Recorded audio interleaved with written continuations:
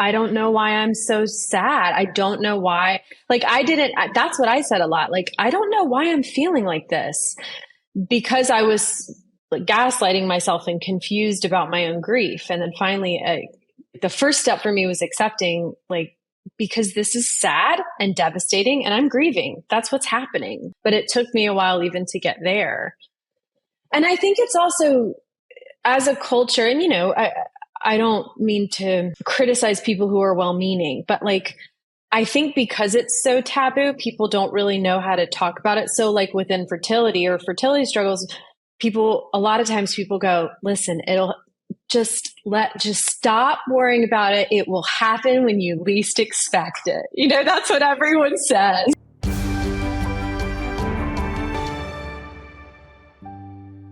Hi guys, welcome back to Flip That Shit. I am your host, Stacey Uhrig, and my guest today is Mary Adkins. And this is going to be such a great episode because, as you guys know, if you've listened to the podcast before, this is all about gaining the gifts in the challenge of really adverse experiences. And when I first met with Mary, she shared with me that she's a writer and that she really learned how to move through a really traumatic experience personally through writing. And so I'm really hoping today that anyone who's listening to maybe loves to journal or loves to write or has a story in them will really resonate with what Mary has to share and maybe even benefit from something that she's going to be offering. So let me tell you a little bit about Mary. Mary Adkins is a writing coach and founder of the Book Incubator. It's a 12-month program to write, revise, and pitch your novel or memoir. She's the author of the novels When You Read This, which is the Indie Next Pick, Best Book of 2019 by Good Housekeeping and Real Simple. She also wrote a book called Privilege, which was Today.com's Best Summer Read and the New York Post Best Book of the Week. And she wrote a book called Palm Beach, which was recently named one of the New York Post's best books of 2021. That's amazing. Her books have been published in 13 countries. Her essays and reporting have appeared in the New York Times, The Atlantic, one of my favorites, Slate, and more. She's a graduate of Yale Law School and Duke University, and she helps aspiring authors finish their books with joy and clarity. You can apply for her book incubator by going to her website, maryadkinswriter.com. Welcome, Mary. Thank you. I'm excited. How are you today? Good. Yeah. Good.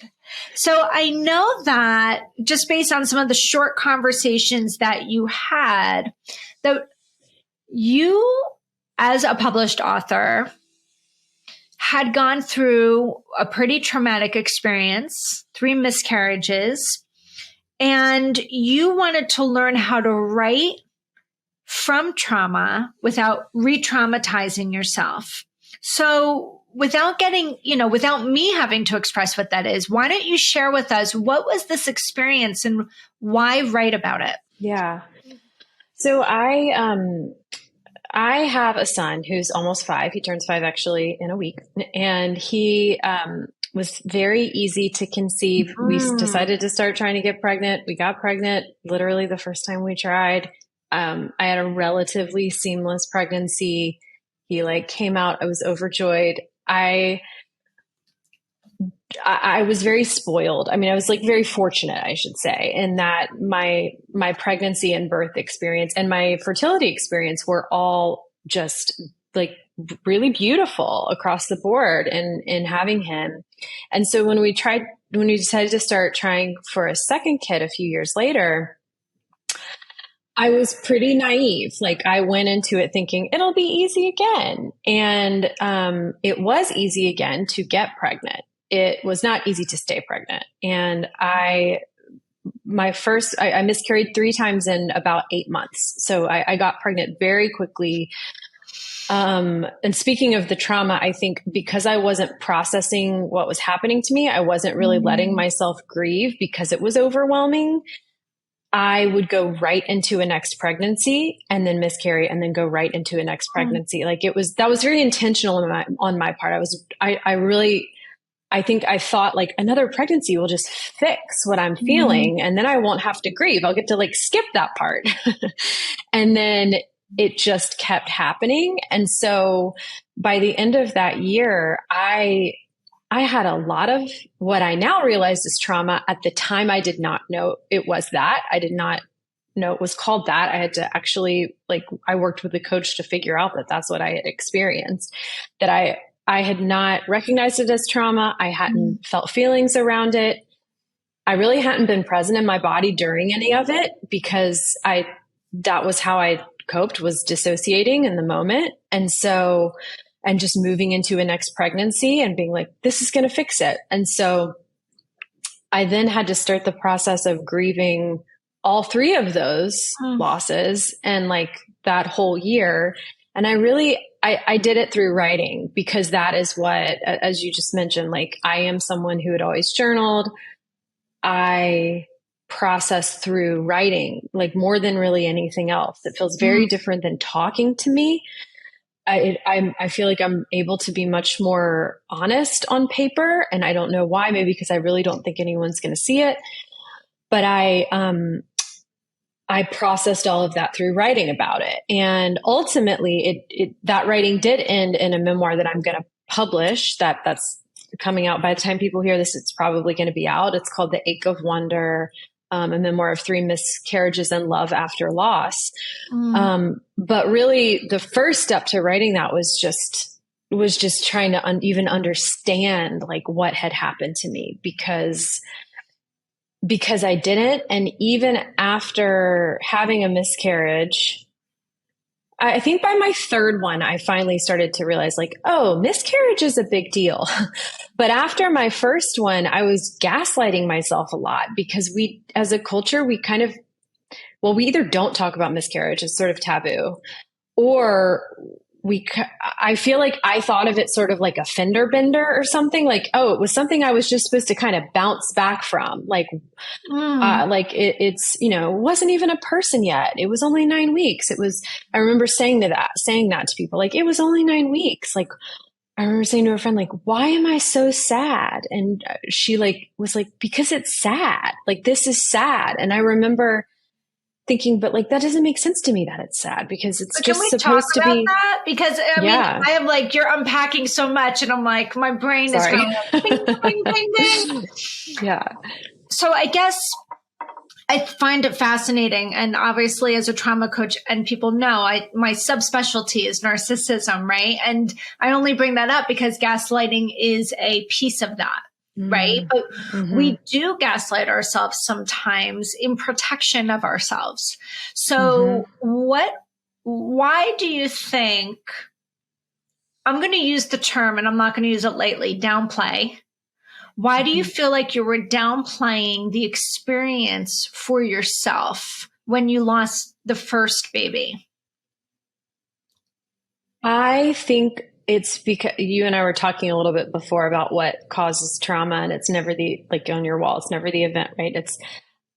I think in my case, the trauma was the utter helplessness I felt around this because I couldn't make my body keep a baby. I couldn't control the fact that I was so devastated, but I didn't understand why. I also ended up with a lot of body shame and loathing that arose because I like blamed myself for this. And all of that, like, it really overwhelmed my system. Like I didn't know how to process any of that. I wasn't used to not being in control. I mean, I'm sure I'm not in control, but I had the illusion that I was in control. Right, exactly. Yeah. So this was like, wait, I can't do anything about this. And that, I think that was just so much to handle that my response was, I'm going to sweep this under the rug. This is going to be a blip on my radar. This is going to be a blip on my history, just like something that happened to me. And I'm going to get pregnant again as quickly as possible. Right. And then I will keep that pregnancy and then this will have a happy ending. So we have control. Yeah. Yeah. And it's interesting because one of the things that, I shared with you when we originally discussed what we would be talking about today is that though I never got pregnant, I never miscarried, I never got pregnant, right? Mm-hmm. So infertility as an umbrella can cover a lot of different things. And a lot of what you're describing was the trauma for me, not being able to get pregnant and getting my period every single month. It was like re-traumatizing every single month for 3 years. Yeah. Right? 36 mini traumas, if you will. Yeah. But as you said it, and I have it right here for people that are watching on the video, trauma is never the event that occurs, is the degree to which the experience continues to live in your system. So for me, it was this sense of failure. Mm-hmm. I'm doing all the right things. I'm having sex at the right time. I'm doing all the right things. I'm eating all the right foods. I'm testing my folic acid. Everything's right. I'm going to put in quotes, it should be working. Yeah. Should is the death of all experiences, right? Because there's this pressure and it insinuates and it infers that what's happening is wrong, that what's happening is not what's supposed to be happening, because it should be different. That's really interesting. Yeah. So to me, should automatically equates to shame. Wow. Think about That's really cool. Because if you are saying to yourself, this shouldn't be happening. Yeah. It's sending the message to your brain, something's wrong. It's wrong. Well, it may not be wrong. This just might be the path. You just didn't know it was supposed to be the path. Yes. And so we're fighting it. We're fighting what is, and it causes depression, anxiety. Here comes the trauma, helplessness, powerlessness, lack of control. So once I recognized, after doing some deep spiritual work during that time, I read a book by Eckhart Tolle. And it said in the book, part of our challenge in life is every time things don't go the way you intended it to go or the way that you planned, we think it's wrong. And then we fight it. And in your case, I should easily get pregnant and I should be able to carry a normal pregnancy because I've already been able to do it once. So if I did it once, I should be able to do it again. Yeah. And now all of a sudden we have this cognitive dissonance because we're like, what am I doing wrong? Yes, exactly. And I think that cognitive dissonance also comes from the fact I've talked to a few friends who have had fertility struggles, which I now realize are incredibly common, even though no one talks about them.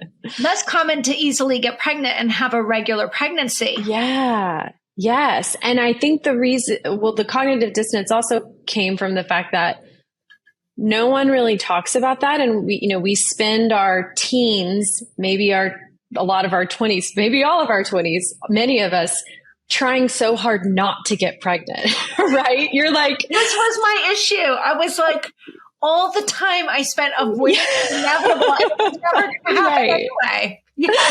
Right. So like, it's so ingrained in us that like, I could get pregnant at any second. So then for it suddenly to be like, wait, I can't get pregnant is just like your whole world turns upside down. It is, because you were like, use this term, it's a super mind fuck. It's a super mind fuck. It's a super mind fuck. Totally. Like, wait a minute, I have avoided this shit. Yes. And now I can't even make it happen when I want it to happen. I had that concept and that thought in my head more times than I can count. We were talking about this earlier. People cannot understand the journey of infertility unless they've been on it. And it's a journey filled with grief. But because nobody talks about it, we don't know what this thing is that we're experiencing. And if we've never grieved the loss of something prior to that, we really don't know. Yes. So well put. Right? Like if you had lost a parent or a loved one and you grieved, and then you had the same experience in your body with this, it would still be confusing. Yeah. right? Yeah, because you don't even recognize it. I didn't recognize it as something I needed to grieve. I didn't recognize it as grief. Yeah, it was confusing. Right. And think about how many people are doing this in isolation.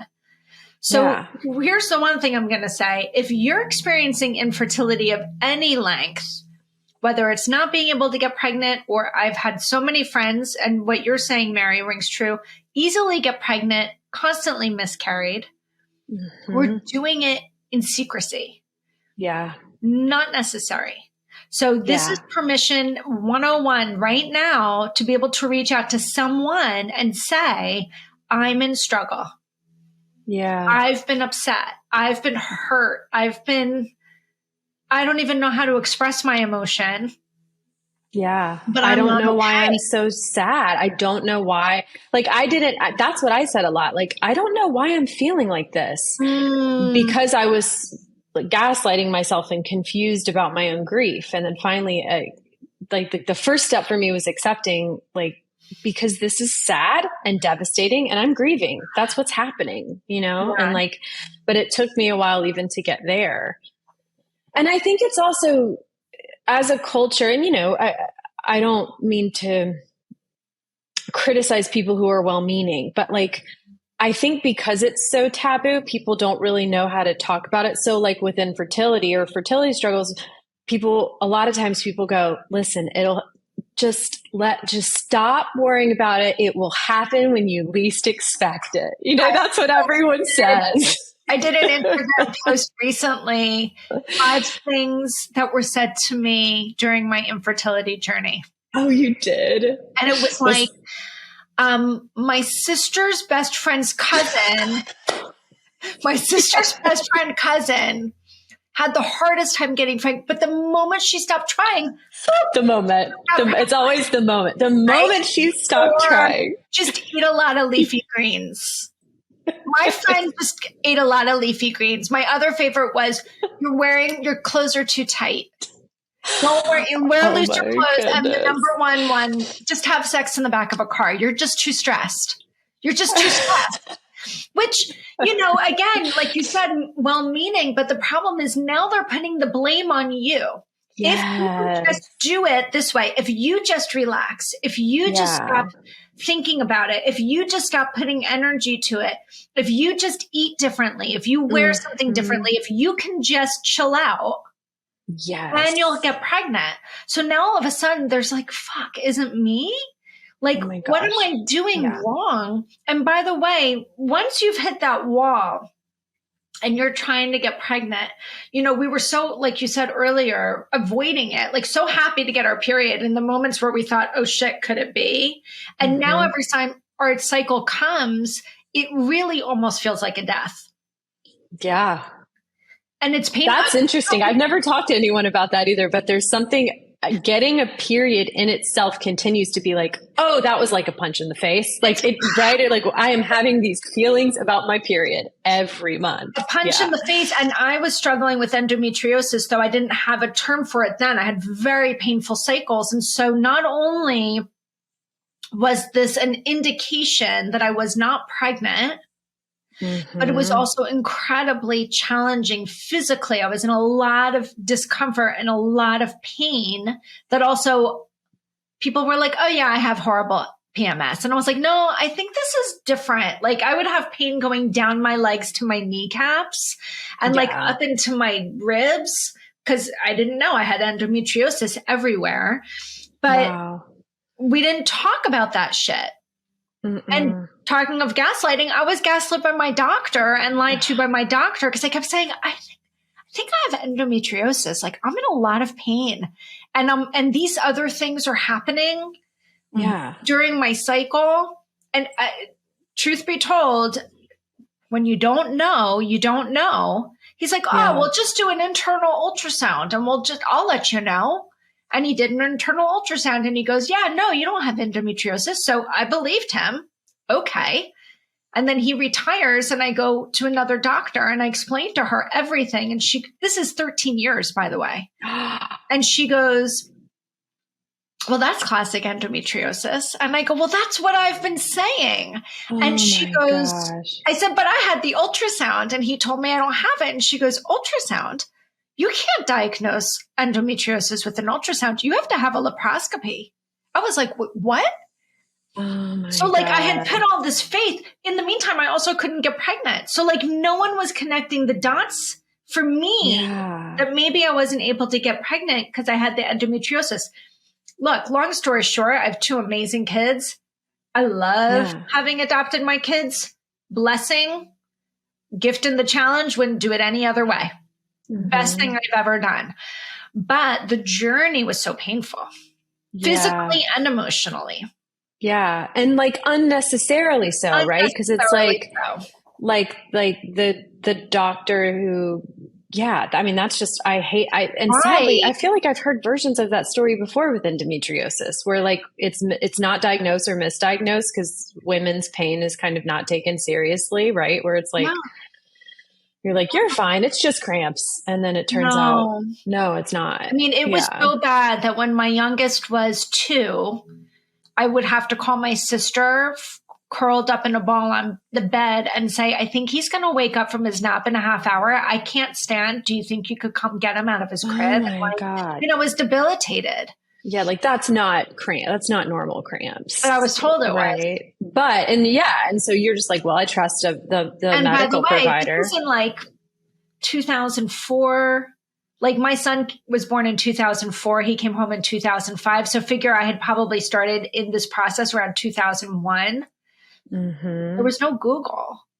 So like, I don't have like access to just like look up all these symptoms and go and say, no, I know this is what's going on. Like I had to really rely on the authority. You had to, right. Yeah. That's so weird to think. I forget sometimes like how young the internet is. Like you're like, wow, you're right. Yeah. So we could talk about infertility all day long. But what I would love to know and what I find so fascinating about this memoir, which for people that missed the title, it's called Ache of Wonder. You wanted to write from trauma without re-traumatizing yourself. And I think that this is so important. One question I had before we get to how you were able to do that is you mentioned before, you know, there's something about writing for you, and maybe it's because you don't know if anyone will ever see it, that you just seem to be brutally honest. One question I had when I was walking the dog this morning, I was thinking about this interview and I was like, I wonder, is there a neuroscience? Is there any research that backs why writing can be so cathartic when we're talking about traumatic experiences? Do you know anything about that? I do. And I just know so in The Body Keeps the Score, he does write a little bit about this. And like, so it's so good, like life-changing. That was a life-changing book for me. But I don't remember if he talks about why this is, but he definitely shares research showing that writing had this like really healing benefit for people in a way that speaking did not. And like, it was like notable enough for him to include that. And, you know, there's some other things he talks about too, like yoga and EDMR. Like there are some things that are just like have this surprisingly like really effective healing benefit. And writing was one of them. I'm actually going to his conference in May. Oh, wow. Yeah. Cool. He does an annual conference. And of course he'll keynote it. So that'll be amazing. Yeah, it will be. Yeah.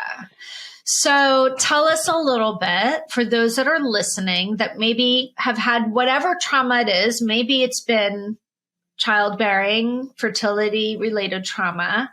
Because for some people, childbirth is very traumatic. Oh, yeah.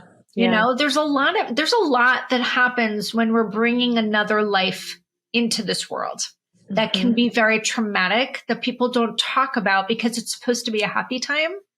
And when it's not a happy time for people, they have a lot of shame, whether it's the birth, physically, medically, if it's the inability to emotionally connect right away. Yeah. You know, I've heard this. There's a lot of stuff wrapped up in this that I'm hoping people will connect with. Tell me about the catharticism, if that's the word, for you in writing about this experience. And I can't wait until the book comes out. So yeah, thank you. I was working with a memoir coach, and she just happened, luckily, very fortunately, serendipitously, knows a lot about, she's not a trauma coach, but she's very like trauma informed. She's the one who told me about the body keeps the score. So when I was working with her, she is the one who was like, you know, when you go back and write about this, it is going to bring back it could be hard. And when the first time she said that, I was like, I'm cool. She doesn't know me. Like, I've been writing for years. You know, I'm like, I'm going to be fine. I journal, I'll be fine. And then I sat down to start writing, and I got into the writing about the experience, and my hands were doing this. And I was like, oh my gosh. Like, and I texted her, I'm like, my whole body's shaking. And she was like, yeah, I thought this was going to happen. Like, just take care of yourself. And basically walking me through, like, okay, here are some things you can do. Do you have a heavy blanket? What is your body telling you need right now? And I would like go on these long walks. It was summer, so it was hot out, which felt really good. So I would like go on these really long walks after I would write. I mean, it would almost be like 1-to-1. Like, if I wrote for an hour, I would have to walk for a full hour or longer, like just to kind of come back down, because I would be trembling. But the interesting thing, and this is why I love The Body Keeps the Score so much, is like when he talks about the writing, because like I could see at the time, I remember thinking, I could see some people saying, oh, well, then maybe Mary, it's too soon. But like, it didn't feel too soon. Like, shaking wasn't a bad thing. Shaking felt like what I needed to do. Like I was like, and the way my memoir coach put it at the time, she's like, and I liked this. She said, your body is now present for these experiences in a way that it wasn't the first time. And now you're feeling it. Like, you got to go through this. This is the therapy. This is the therapeutic way. You know, it's interesting. It's not lost on me that I'm going to be careful in saying you were revisiting the experience. You weren't reliving the experience, right? We can't relive it, but we can revisit it. And you know, what people don't realize, and this was really evident, we're going to talk about The Body Keeps the Score a lot today. So kudos to Bessel.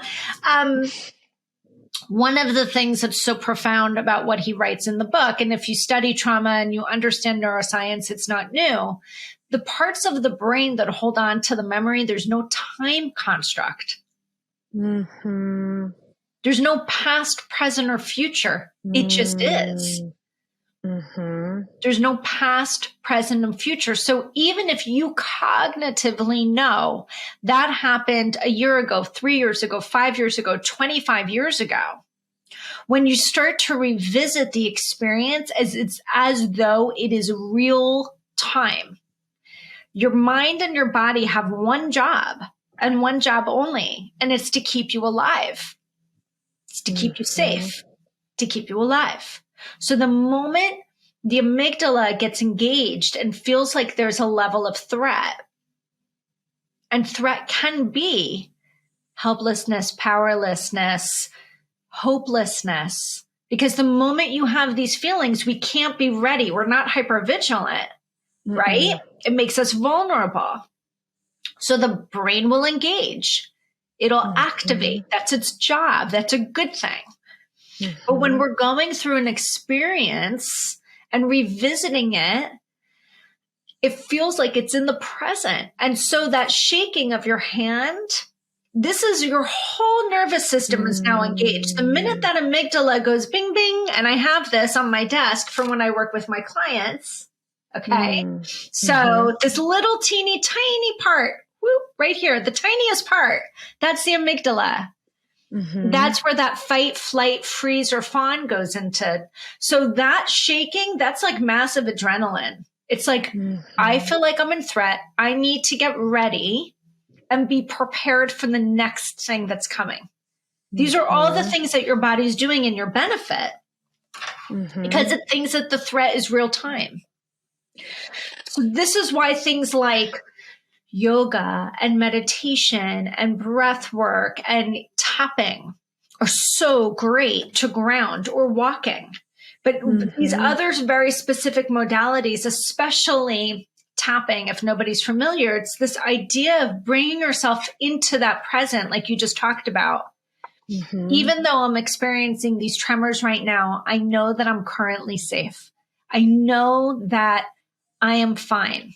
It's like bringing everything back into the middle and grounding and recognizing, yes, my body's having this reaction, but I need to remind my mind, because it will take whatever you give it. I'm actually okay. These are ways that you can center yourself and bring yourself back to the present moment in a safe way.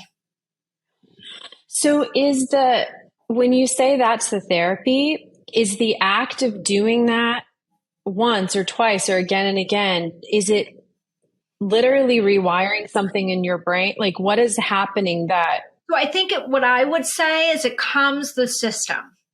It brings it back to present, right? And it helps you focus and reground. So this EFT, emotional freedom technique, tapping, is something that anyone can learn. A great resource can be had right at your phone. It's an app called the Tapping Solution. I recommend it to a lot of my clients. I have friends that are coaches that this is all they do. They're tapping coaches. They're certified in emotional freedom technique.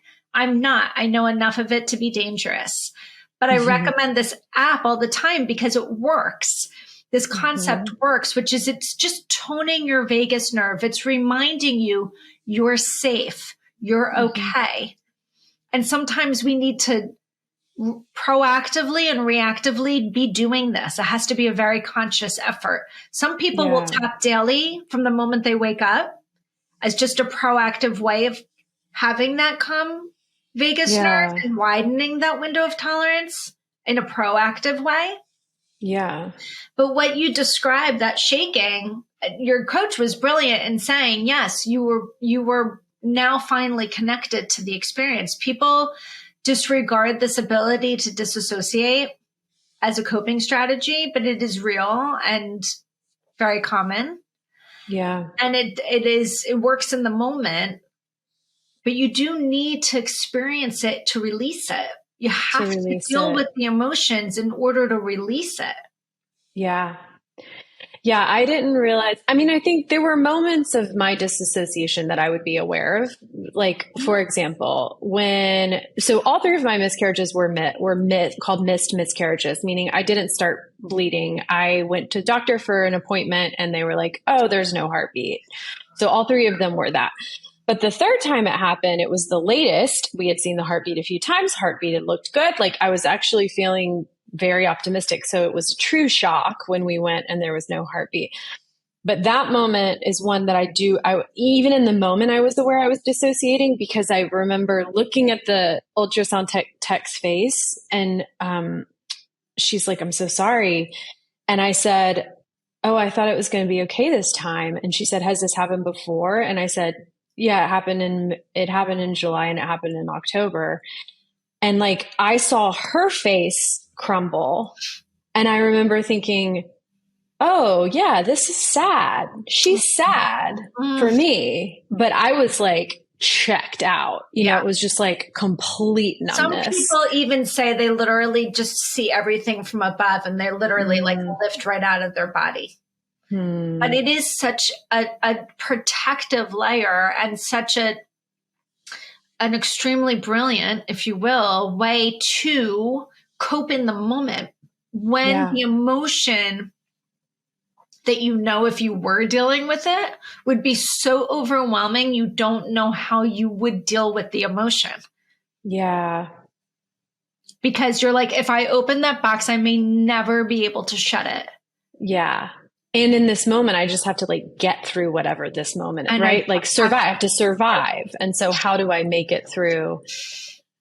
And in terms of the writing, I mean, in light of what we're talking about with the writing, I think what's interesting is that like another reason I wonder, again, I don't know the science behind this, but I wonder, having done it myself and watched others do it, like if one reason it can be so effective is that writing is so controlled, right? So like you only have like 26 letters, you have words, you put them on a page, like whether you're typing or writing by hand, it is sort of like tapping or something else that's grounding you because it's very finite, right? It's limited to like what's right in front of you, making sense of something as well as you can. Like it's not abstract at all. Like it's very concrete. It's like, and it's kinesthetic. Yeah. You know, you're touching, you're feeling, You're touching. you feel that, when you write from a cathartic, from a therapeutic way, like you did with this memoir, did you find that there was a difference in handwriting versus typing? Okay, so that's a really interesting you ask that because when I teach fiction writing, I teach handwriting, which is what I do. With this memoir, I very, very, very much prefer to type. Like, and I had no idea why. I'd never thought about it potentially being the kinesthetic aspect of like going like this or something until right now. But maybe it was. Or maybe it was the ability to go back and delete that shit. Yeah. And so it never happened. It's almost like a safe, I mean, who knows? We're grasping, right? But like, it's almost like a safety net. Like if I don't ever want to tell this, I'm just going to fucking hit delete on this record. And it will disappear. And it will get disappeared. That's really interesting too. Right? I think there's something to be said, but regardless of how you do it, writing can be a very therapeutic experience. I know a gal that I've met many times. She's a good acquaintance of mine in my town, and she's had 2 battles with breast cancer.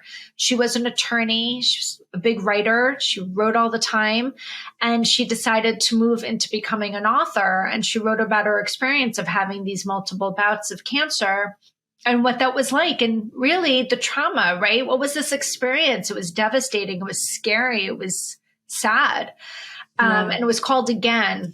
I mean, what a great title. That's good. I know.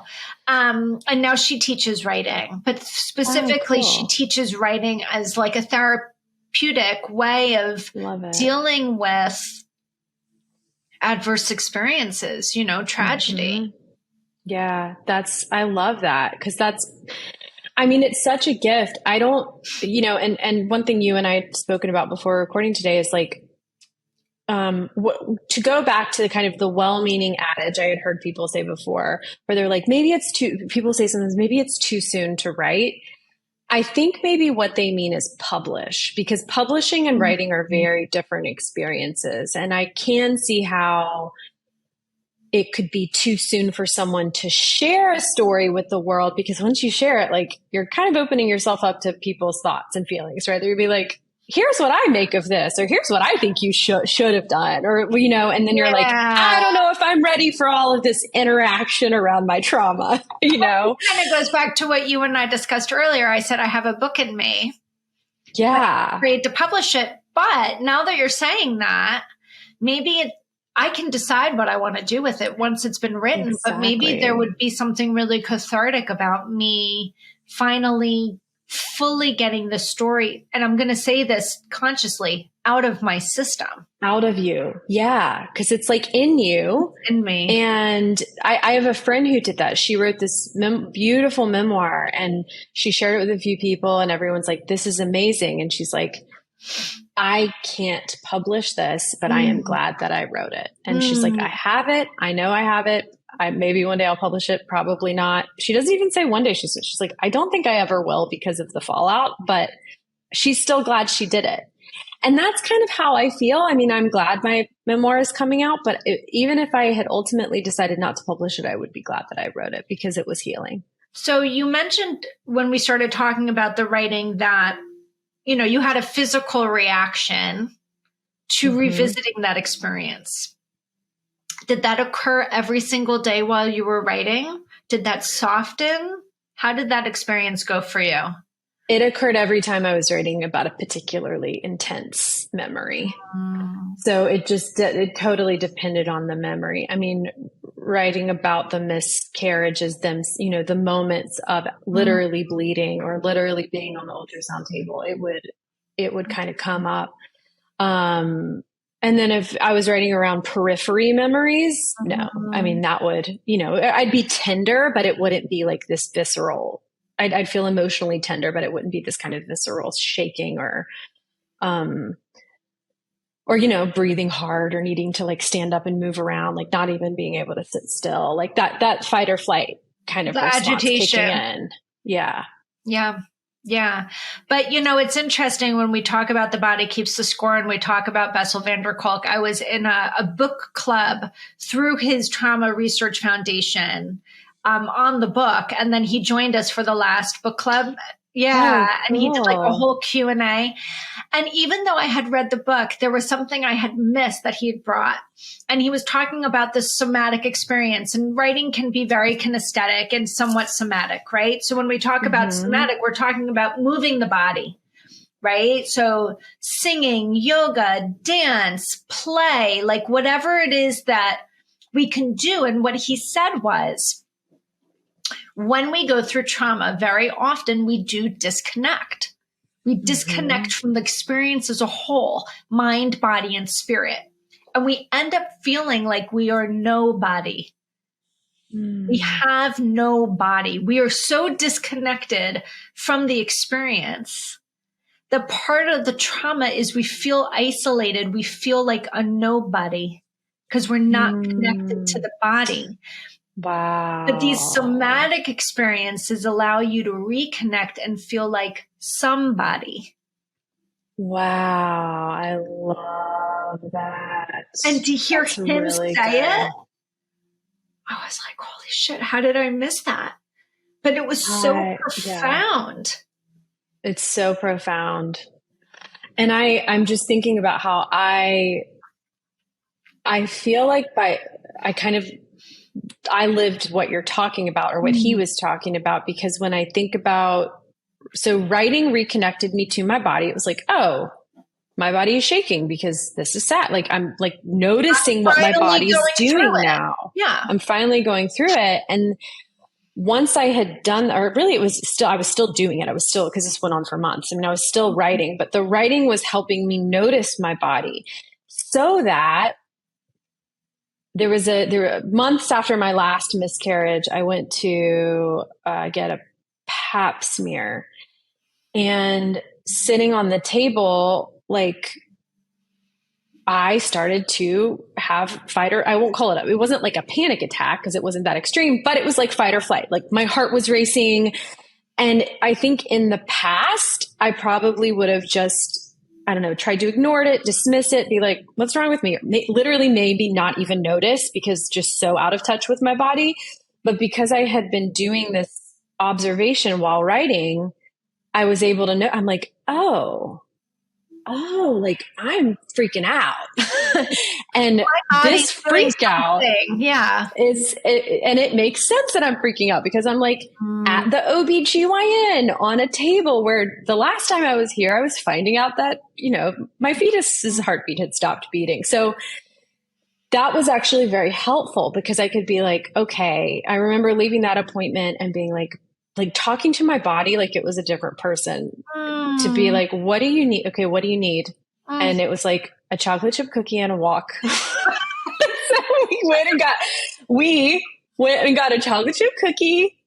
And then I just went to the woods and went on a walk with my chocolate chip cookie. It was like a child doing what a child would do. You know what? You need to do that. We need to parent ourselves sometimes. We miss that. We've never really been taught that. But what I find so interesting is, you share this experience about being on the table. And, most people would say that was trigger. I'm always trying to give people language to what they're really saying. Because this stuff gets so normalized in our culture. Like, oh, that was a triggering thing. But like, do you really understand what that means? What it really means is there was an experience at some time where my body disconnected or had fear or something happened in that moment, in that event that is still living inside of me. And I've Mm-hmm. kind of kept it over here because I don't really want to deal with it. But now I find myself in a similar experience. And because I never dealt with the feelings, they're flooding Mm. right to the forefront again. That to Yeah. me is a trigger. The Yeah. goal in healing trauma is being able to be in a similar environment and not having the response. The response is the trauma. Yeah. Right? It's that discomfort that is the trauma. It's Yeah. being able, if you were in a horrible car accident, every time you get into a car, it can be very triggering. Or maybe every single Mm-hmm. time you get behind the wheel, it's triggering because everything you just said, it's like my arms are sweaty, my heart is racing, my stomach's in a knot. Like this is the vagus nerve times 10. It's DEF CON. Last time we were in this circumstance, this happened. So I'm going to react for you to prep you.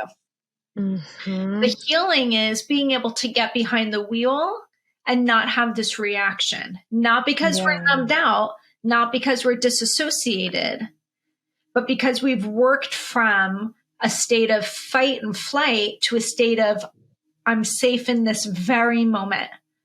That was in the past. Anything can always happen in the future. But in this very moment, just sitting in my driveway with the car door open behind this wheel, I'm safe. I'm not a threat. Yeah. So the trigger, whatever it is, there's this way of continuing to expose yourself to a similar experience and work with your mind and work with your body and talk to it like you did. Like, what do you need?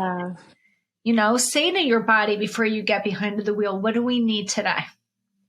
Mm-hmm. Do we need a piece of music? Do we need somebody to sit next to us? Do we just need to remind ourselves we're okay? Do we just need to put our foot into the car and then just pull it out? Right? Yeah. For somebody that's going for a pap smear after a miscarriage, they might just say, and it wouldn't be well received, to the gynecology office, I'm not ready yet, but I'd like to just be able to walk into the room, but I don't really want to sit on the table yet. Mm-hmm. That's a part of healing. Yeah, I love that. Being open to making some kind of an empowered decision about what your body needs, even if you have to ask for help doing that, even if you have to ask for something that may feel a little weird. I We love always that. say in trauma recovery that one of the greatest goals of trauma recovery is voice and choice. It's like knowing what you need, having a choice, and being able to use your words, use your voice to express what it is that you need with no judgment. So good. Right? That's the most empowering thing that we can have after we've had a traumatic experience. And that makes sense because if a lot of trauma comes from helplessness or a sense of helplessness, then feeling like you have a choice and you have a voice, like that is very empowering, right? That like restores some of your sense of, okay, like maybe I can't control things. Okay. But like, I can control this tiny moment right now, right? Like I can make a decision in this moment about how I want to proceed. And that's a little bit of control. There's this concept of big T, little t, right? So big T is like, I call it the 3 A's: abuse, aggression, acts of violence, right? Okay. And maybe in the big T, we also can think of like traumatic injuries, traumatic accidents, war. These would be the things that people consider traumatic. And even Bessel van der Kolk talks about that. The body keeps the score. Yeah. He would meet with all these vets and people were okay with them having PTSD. But then he would meet all these other people that had never been in a war scenario that are like showing up the same way. Yeah. But they had no reason because they had never been in war or had experienced an act of violence. Yeah. Right? So this little t culminates this big other part of the pie. And it's not being seen, not being heard, misunderstood, feeling insignificant, feeling unimportant, feeling invisible, feeling mismatched, not feeling like they belong, which Yeah. ends up yielding, I'm not worthy, I'm not deserving of, or I'm not enough. Mm-hmm. And when we walk around and we watch life through that lens, it's very disempowering. Yeah. And very often that kind of trauma is what we call developmental trauma. And that is from experiences, doesn't have to be aggressive or abusive or violent. It can just be maybe you grew up in a household that we didn't talk about our feelings, or we had to parent the parent because they were too young or they were not emotionally available, or they were dealing with their own shit. So we couldn't get our needs met. Yeah. Right. So that's this other trauma. The thing is it still resides in the system the same way. Our amygdala still gets hijacked. Our vagus nerve still gets hot. We still have these reactions, but there's a lot of confusion because my family was fine. Right. Like, I'm not a combat vet. Like, why do I have this? And like my dad wasn't an abusive alcoholic, and there was no hitting, violence, yelling. There was none of that. So like nobody thinks I should be this upset. Right. That's also the gaslighting. That's gaslighting yourself. Yeah. Yeah. Yeah. Instead of saying I shouldn't be this upset, find somebody to talk to say, can you help me figure out why I'm still feeling this way? Mm-hmm. Right? That's when you start to peel back the layers. That's really good. Right? This has been an amazing conversation. I know. I've learned so much. I feel like this is great. I've got 2 pens along the way. Go ahead. And the nobody, somebody. Oh, I love that. Thank you for sharing that. That was really cool. So powerful to hear, but to hear it from him, I was like, when he said it, I was like, oh, snap. Like that's it. Yeah. That is it in a nutshell. And he was so like, just wrapped it up so beautifully the way that he said it. I was like, oh my God, that's so amazing. So let's talk about how people can learn more about you. You have a handful of books. So let's talk about your website. Your website is maryadkinswriter.com. I was over there the other day. All your published books are out there, which are amazing. You also have a 12-month program where you walk people step by step through writing, revising, and pitching their own novel or memoir. And you call this the Book Incubator. It's a 12-month program, a 1-year program. And that website is thebookincubator.com. So we want to make sure people get both of those. And if people want to follow you on Instagram, it's Adkins Mary. And if they want to follow you on Facebook, it's Mary Adkins Author. This has been amazing. Thank you, Stacey. Thank you for having me. Yeah, it's been really cool talking to you about this stuff. So this has been amazing. And I believe this podcast episode is going to come out at the end of the summer, but Mary's book is set to launch midsummer. So remember that, guys. You want to be going wherever you buy your books, and you want to be getting the book Ache of Wonder by Mary Adkins. So I always like to leave at the end of the podcast. When I had my biggest kind of breakdown to the breakthrough, I didn't have the finances to fund a coach or therapist or, spend money on any kind of help. So I had to go real low, no cost. So it was books, podcasts, YouTube videos. And the book that really shifted things for me at that time were twofold. Number one was Brene Brown's Daring Greatly. And the other one was Don Miguel Ruiz, The Four Agreements. So I'm wondering if you have a book that comes to mind that when you were going through some of your toughest experiences kind of broke you open. Like maybe it was the one that you mentioned earlier, The Body Keeps the Score. Okay, so The Body Keeps the Score definitely was a life-changing book for me. But in terms of writing, since that's what I do, I'll share that book in case people are fighting resistance in their writing. It's a very little book called The War of Art by Stephen Pressfield, and you can probably read it in 2 hours. Like, it's super little. And it was life-changing. It is, I won't even say more. Just go check it out. I'm sure it's going to be at any library or on an app if you have like a library app. The War of Art.